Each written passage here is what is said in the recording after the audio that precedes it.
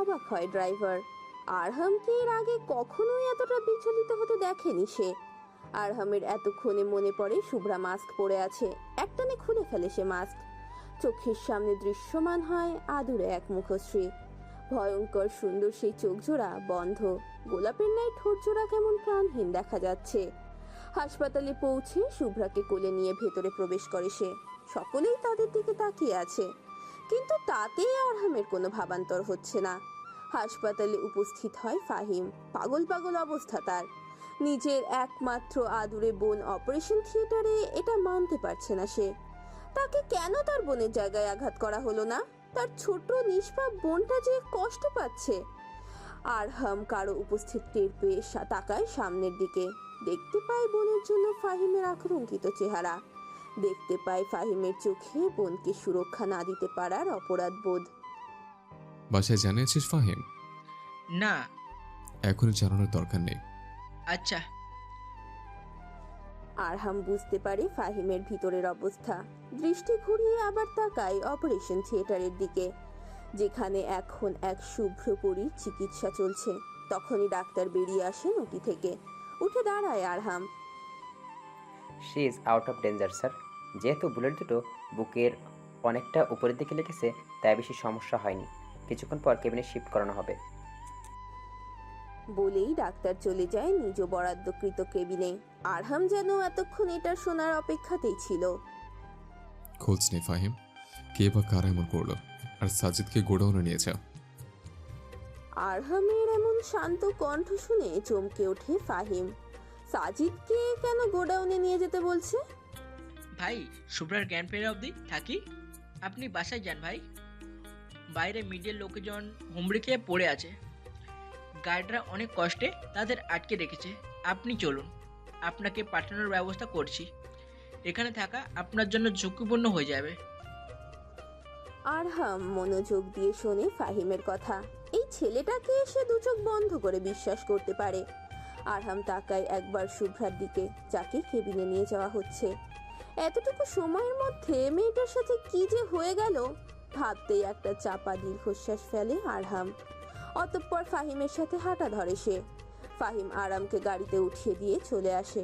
পুরো হাসপাতাল গার্ড দিয়ে ঘিরে রাখা হয়েছে।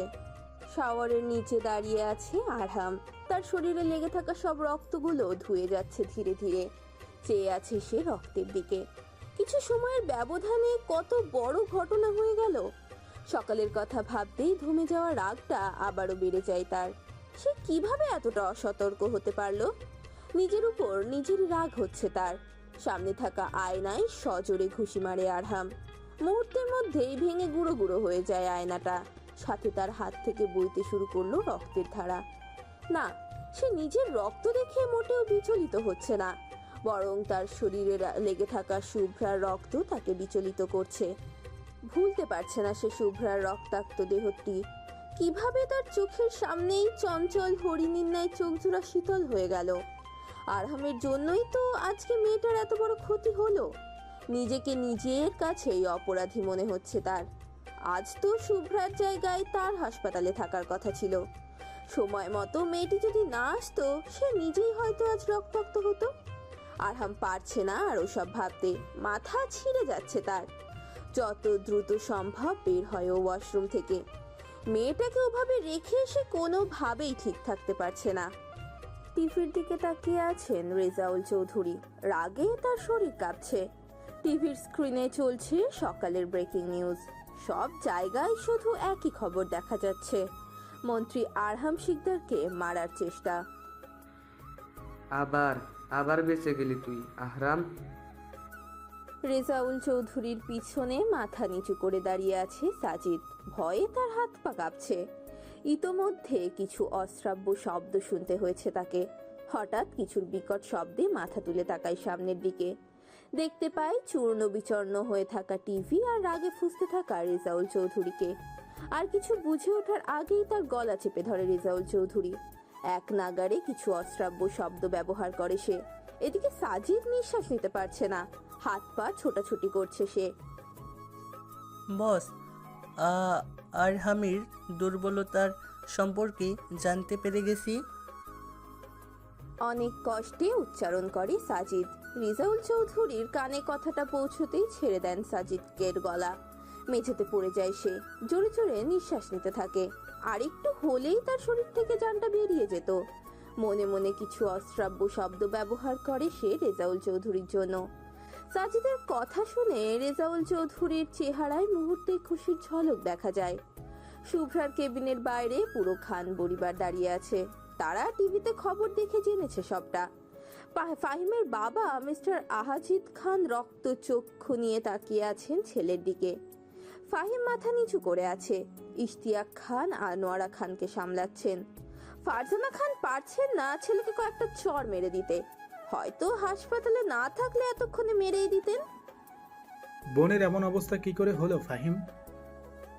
ফাহিম তাকায় তার বড় ভাই ফারহাদের দিকে, আবার মাথা নিচু করে ফেলে সে।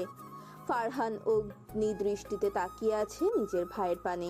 ফাহিমের কথা থেকে কোনো উত্তর না পেয়ে তেড়ে আসতে নেয় সে। রূপন্তী শক্ত করে ধরে ফেলে ফাহাদের হাত। সে জানে এখন তার স্বামীকে ছেড়ে দিলে নিশ্চিত কোনো অঘটন ঘটাবে। খুব ভালো করে জানে সে ফারহাদের রাগ সম্পর্কে। ফাহিম সব ঘটনা খুলে বলে। তার কথা শুনে উপস্থিত সকলে আরো রেগে যায়। তাদের বাড়ির একমাত্র মেয়ের এই অবস্থা কোনোভাবেই মেনে নিতে পারছে না তারা। শুভ্রা যে ওখানে যাবে তা তো জানানো হয়েছিল ফাহিমকে। তাহলে সে কেন শুভ্রাকে নিরাপদ দিতে পারলো না? নিজের প্রতি নিজের ধিক্কার জানাতে ইচ্ছে করলো ফাহিমের। সে কেন পারলো না তার বোনের খেয়াল রাখতে? আহাজিদ খান কিছু বলতে নেবে তার আগেই সেখানে উপস্থিত হয় শিকদার পরিবার। চমকে ওঠে সবাই। আরহাম কোনো দিকে না তাকিয়ে সোজা চলে যায় ফাহিমের সামনে। ফাহিমকে মাথা নিচু করে থাকতে দেখে ভ্রু কুঁচকে যায় তার। কিছু সেকেন্ডের মধ্যে সে বুঝতে পারে ফাহিমের মাথা নিচু করে থাকার কারণ। ফাহিম, তুই নিশ্চয়ই এমন কিছু করিস নে যার জন্য মাথা নিচু করে থাকতে হবে? আরহামের আওয়াজ শুনেই ফাহিম মাথা তুলে তাকায় তার দিকে। চোখ দুটো ছলছল করছে তার। কিছু বলার জন্য মুখ খুলতেই আরহাম জোরে ধমক দেয় তাকে। ফাহিম, যা হয়েছে তাতে নিশ্চয় তোর কোনো হাত নেই। তাহলে এইভাবে অপরাধীর মতো মাথা নিচু করে দাঁড়িয়েছিস কেন? এক থাপ্পড় সব দাঁত ফেলে দেব। সোজা হয়ে দাঁড়া। উপস্থিত সকলের নজর পড়ে তাদের দিকে। এমনিতেও মন্ত্রী আরহাম শিকদার এসেছেন এখানে, তার উপর আবার ধমকও দিচ্ছেন। সকলের চোখ অবাকতায় ছেয়ে যায়। নীলিমা শিকদার বসেছিলেন আনোয়ারা খানের পাশে। ফারজানা শিকদার আর রোজিনা শিকদারের সাথে তিনিও যোগ হয়ে আনোয়ারা খানকে বোঝাচ্ছিলেন। আনোয়ারা খান কান্না করেই যাচ্ছেন। ছেলের এমন ধমক শুনে বিরক্ত হন তিনি। আসাদ শিকদার বিরক্ত হয়েছেন। সব জায়গায় খালি মন্ত্রীগিরি। ফাহিম চট করে সোজা হয়ে যায়। প্রচন্ড ভয় পায় সে আরহামকে। আরহাম বলেছে মানে এখন যদি সে মাথা নিচু করে থাকে তাহলে নিশ্চয়ই থাপ্পড় খেতে হবে। হন্তদন্ত হয়ে প্রায় ছুটে আসছেন নওশাদ খান। তার পিছনেই তার দুই ছেলে রাহাত আর রিমান খান। যমজ ভাই এরা দুজন। বিয়েও হয়েছে একই সাথে। আবার অবাক করা বিষয় হচ্ছে তাদের স্ত্রীরাও একই সাথে 7 মাসের অন্তঃসত্ত্বা। তারা এতক্ষণ অফিসে থাকার কারণে ঘটনা জানতে পারেনি। কিছুক্ষণ আগে রোজিনা শিকদার তাদের জানিয়েছেন। মন্ত্রীর পরিবারকে দেখে তারা বেশ কিছুটা অবাক হয়। রোজিনা শিকদার এগিয়ে আসেন স্বামী এবং ছেলেদের দিকে। রাত 8টা। ধরণীতে অন্ধকারের আগমন ঘটেছে আরো অনেকক্ষণ আগে। শুভ্রার অপারেশনের 9 ঘন্টা পেরিয়ে গেছে। এখনো জ্ঞান ফেরেনি তার। এই বিষয় নিয়ে ডাক্তাররাও বেশ চিন্তায় আছেন। খান পরিবার এখনো শুভ্রার কেবিনের বাইরে। শিকদার পরিবার থাকতে চেয়েছিল শুভ্রার জ্ঞান না ফেরা অবধি, কিন্তু আহাজিদ খান বাসায় পাঠিয়েছেন তাদের। তারা বলে গেছে শুভ্রার জ্ঞান ফিরলে যেন তাদের জানানো হয়। যতই হোক তাদের ছেলের প্রাণ বাঁচিয়েছে মেয়েটি। রোজিনা খান আর রূপান্তিকে বাড়িতে পাঠানো হয়েছে। বাড়িতে দুজন অন্তঃসত্ত্বা মেয়ে আছে যে, তাদেরও তো খেয়াল রাখতে হবে। আনোয়ারা খান ও ইশতিয়াক খানকে থাকতে চাইলেও তাদের থাকতে দেওয়া হয়নি। এমনিও বয়স হয়েছে তাদের। যদি অসুস্থ হয়ে পড়েন, বলা হয়েছে শুভ্রার জ্ঞান ফিরলে আবার তাদের হাসপাতালে নিয়ে আসা হবে। আরহাম এবং ফাহিম বাইরে বেরিয়েছেন। তাদের বেরোতে দেখে কেউ কিছু বলেনি। বাকি সকলে এখনো উপস্থিত শুভ্রার কেবিনের বাইরে। ভিতরে আছেন ফারজানা খান। পিটপিট করে চোখ খুলে তাকায় শুভ্রা। নিজের অবস্থা বোঝার চেষ্টা করে সে। নিজেকে হাসপাতালে আবিষ্কার করে। বোঝার চেষ্টা করে কেন সে হাসপাতালে। কিছু সময়ের মধ্যে মস্তিষ্ক সচল হয়ে যায় তার। প্রতিটা দৃশ্য চোখের সামনে ভাসতে শুরু করে। তার মন্ত্রীমশাইকে কেউ মারতে চেয়েছিল, সে যদি না থাকতো তাহলে কি হতো তার মন্ত্রীমশাইয়ের? ভাবতেই আটকে ওঠে শুভ্রা। পরক্ষণেই আবার কিছু একটা মনে পড়তেই ঠোঁটের কোণে হাসি ফুটে ওঠে তার। তার মন্ত্রীমশাই তাকে কোলে তুলেছিল। জ্ঞান হারানোর আগে সে দেখেছিল তার মন্ত্রীমশাই তাকে কোলে তুলে গাড়িতে বসিয়েছে। ইস, ভাবতেই কেমন কেমন যেন লাগছে তার। নার্স এসেছিল শুভ্রার অবস্থা পর্যবেক্ষণ করতে। শুভ্রাকে হাসতে দেখে আশ্চর্য হয়ে যায় তিনি। জোরে চিৎকার করে ওঠে, চমকে ওঠে শুভ্রা। শান পরিবার নার্সের চিৎকার শুনে দ্রুত প্রবেশ করে কেবিনে। শুভ্রার দিকে নজর পড়তেই যেন সকলের বুক থেকে ভারী পাথর নেমে যায়। পরক্ষণেই নার্সের দিকে তাকায় তারা। নার্সের চিৎকার করার কারণ বুঝতে পারে না। মন্ত্রীমশাই! নার্স ভয়ে ভয়ে তাকায় শুভ্রার দিকে, যে কিনা ভ্রু কুঁচকে নার্সের দিকে তাকিয়ে। রাগ উঠে যায় শুভ্রার। সে কি সুন্দর তার মন্ত্রীমশাইকে নিয়ে ভাবছিল, তাতে তো ব্যাগরা দিলই, এখন আবার বলছে জিনভর পড়েছে তার উপর। বাকি সকলে কৌতূহলী হয়ে তাকায় শুভ্রার দিকে। এবার শুভ্রা বেশ বিরক্ত হয়। কি হয়েছে সিস্টার? কি হয়েছে? এভাবে তাকানোর কি আছে? আমাকে কি কোনো জাদুঘরের জিনিস মনে হচ্ছে? থতমত খেয়ে যায় সকলে। এই মেয়েকে দেখে কি মনে হবে তার সাথে কি হয়েছে? দুটো গুলি খেয়ে এভাবে কথা বলছে। একসাথে বলে ওঠে ফারহাদ, রাহাত ও রিমান। শুভ্রা তাকায় তার 3 কাজিন ভাইদের দিকে। তার দৃষ্টি আরো কাউকে খুঁজছে। ফারহাদ তাকে বলে বাকি সকলের কথা। আমি ঠিক আছি, তোমরা চিন্তা করো না। দীর্ঘশ্বাস ফেলে সকলে। এই মেয়ে কখনো নিজের কষ্ট প্রকাশ করে না। নার্সের কথা শুনে শুভ্রা একটু লজ্জা লজ্জা ভাব নিয়ে বলে ওঠে, মন্ত্রীমশাইয়ের কথা ভাবছিলাম। এই দুটো গুলি লাগার জন্য উনি আমাকে কোলে তুলেছিলেন। যদি আরো 2টি গুলি লাগতো, না জানি আরো কত কিছু করতো। শুভ্রার কথা শুনে হতভম্ব সকলে। এই মেয়ে আসলেই নির্লজ্জ। কি বলছে এসব? কিন্তু আরো দুটো গুলি লাগার কথা শুনে থমকে ওঠে সকলে। বাচ্চা বাচ্চা মুখ করে তাকায় শুভ্রা সকলের দিকে, যেন তার মতো নিষ্পাপ আর কেউ নেই। ততক্ষণে একজন ডাক্তার প্রবেশ করেন শুভ্রার কেবিনে। সকলকে একসাথে কেবিনের ভেতর দেখে বাইরে যেতে বলেন। অন্ধকারাচ্ছন্ন পরিত্যক্ত একটা গোডাউন। বাইরে থেকে যে কেউ ভাববে ভুতুড়ে গোডাউনটি। দিনের বেলাতেও সচরাচর এই গোডাউনের আশেপাশে কাউকে দেখা যায় না। কয়েকটা মোমবাতি জ্বালানো ভেতরে। হালকা আলোয় দেখা যাচ্ছে চারিপাশের কিছু দৃশ্য। মেঝেতে পড়ে আছে একটা ছেলের মরদেহ। ভীষণ বাজেভাবে মারা হয়েছে ছেলেটাকে। শরীরের এতটুকু অংশ মনে হয় ফাঁকা নেই যেখানে আঘাত করা হয়নি। দেখে মনে হচ্ছে কেউ নিপুণতার সাথে ছেলেটির শরীরে ব্লেড চালিয়েছে। ফাহিম, এটাকে ফেলে আসবে রেজাউল চৌধুরীর বাড়ির সামনে। হ্যাঁ সূচক মাথা নাড়ায় ফাহিম। মন্ত্রী আরহাম শিকদারের হিংস্রতা সম্পর্কে খুব ভালোভাবেই অবগত সে। কিন্তু আজকের আরহামের সাথে সে আগের আরহামের কোনোভাবেই মিল খুঁজে পাচ্ছে না। গলা শুকিয়ে মরুভূমির ন্যায় হয়ে যাচ্ছে ফাহিমের। আরহাম বোধহয় বুঝতে পারলো ফাহিমের অবস্থা। পাশে রাখা এক বালতি পানি ছুঁড়ে মারলো ফাহিমের দিকে। হকচকিয়ে যায় ফাহিম। ফ্যাল ফ্যাল করে তাকায় আরহামের দিকে। আরহামের কোনো হেলদোল নেই এতে। সে শান্তভাবে দাঁড়িয়ে আছে যেন কিছুই হয়নি। ভাই কি করলেন এটা? করুণ কণ্ঠে বলল ফাহিম। আরহাম শান্ত দৃষ্টিতে তাকিয়ে বলল, আমার মনে হলো তোর পানির দরকার, তাই দিয়ে দিলাম। কেন, পানি দিয়ে ঠিক করে নি? ভ্রু কুঁচকে ফেলে ফাহিম। মনে মনে নিজেকে ধিক্কার জানায়। এরকম মুহূর্তে এমন কথা, এটা মন্ত্রী মশাইয়ের দ্বারাই সম্ভব। যা, পানি খেয়ে এটাকে ফেরে আয়। লাশটার দিকে ইশারা করে বলে। মাথা নাড়ায় ফাহিম। ঠিক তখনই তার পকেটে থাকা ফোনটা বেজে ওঠে। ফোনের স্ক্রিনে ভাইয়া নামটা জ্বলজ্বল করছে। কিছুটা ভয় পেয়ে যায় ফাহিম। তার বোনের কিছু হলো না তো? হাত পা কাঁপছে তার। যদি কোনো খারাপ খবর শুনতে পায়? ফাহিমের অবস্থা দেখে ভ্রু কুঁচকায় আরহাম। আর একবার ফোন বাজতেই কপাকপ ধরে সে। ওপাশ থেকে বোনের কণ্ঠ শুনে বুকের মধ্যে থাকা কষ্টের নদীটা মুহূর্তেই সুখে পরিণত হয়। মুখে প্রকাশ পায় চওড়া হাসি। বনি, ফাহিমের মুখে বনি শুনে কিছুক্ষণ থমকে যায় আরহাম। মেয়েটার কি কিছু হয়েছে ভাবতেই কেমন যেন লাগতে শুরু করলো তার। তুমি একদম কথা বলবে না ভাইয়া, তুমি আমার কাছে আসোনি কেন? ওপাশের কণ্ঠস্বরটা শুনে ফাহিম বুঝতে পারে তার বনি তার উপর কি পরিমাণে অভিমান করে আছে। অভিমান করিস না বনি, আমি আসছি এক্ষুনি। ঠাস করে কল কেটে দেয় শুভ্রা। হেসে ফেলে ফাহিম শুভ্রার বাচ্চামো দেখে। আরহামের দিকে তাকায় সে, যে কিনা এতক্ষণ তার দিকেই ভ্রু কুঁচকে তাকিয়েছিল। ভাই, বোনের জ্ঞান ফিরেছে।